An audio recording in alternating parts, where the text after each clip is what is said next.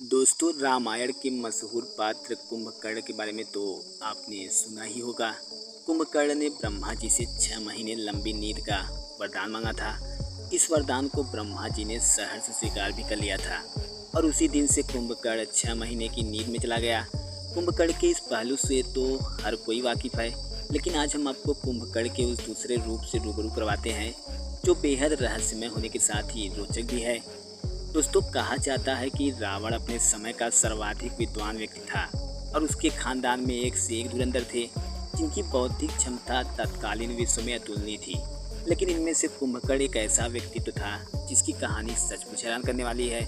कुंभकर्ण के बारे में ऐसा माना जाता है कि वह 6 महीने सोता था, लेकिन सवाल यह है कि एक परम ज्ञानी महर्षि सोकर प्रमादी होकर अपना जीवन क्यों बिताएगा। कई शोधकारों ने कुंभकर्ण की इस लंबी नींद का राज जानने की कोशिश की। उनके अनुसार कुंभकर्ण एक वैज्ञानिक था जिसे अपने अत्याधुनिक व कल्पनीय शोधों के लिए गोपनीय स्थान पर जाना पड़ता था। मान्यता है कि ये गोपनीय स्थान किष्किंधा के दक्षिण में किसी गुफा में था, जहाँ पर उसने आश्चर्यजनक रूप से एक भारी भरकम प्रयोगशाला स्थापित कर रखी थी। वह अधिकांश वक्त इसी स्थान पर अपने सहयोगियों के साथ गंभीर व उन्नत किस्म का प्रयोग करता था।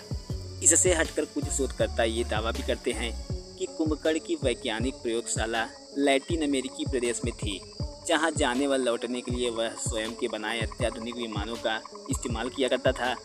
शोधकारों ने ये भी दावा किया है कि रावण ने स्वचालित हथियार व दिव्यास्त्र सहित कई विमान भी कुंभकर्ण की सहायता से हासिल किए थे।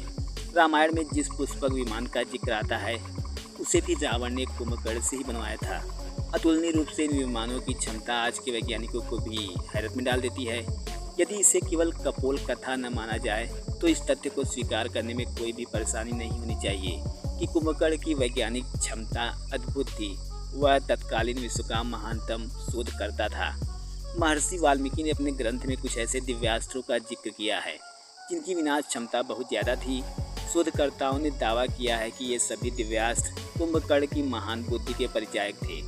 हालांकि इन सब वक्तव्यों को शोधकर्ताओं ने किसी पुख्ता आधार पर पुष्ट नहीं किया है और न ही इन्हें सिद्ध करने के लिए किसी भौतिक साक्ष्य का सहारा लिया है, किंतु इसके बावजूद उनके ऐसे कथन कुंभकर्ण की रहस्यमयी नींद का कुछ न कुछ जरूर जवाब दे ही देते हैं।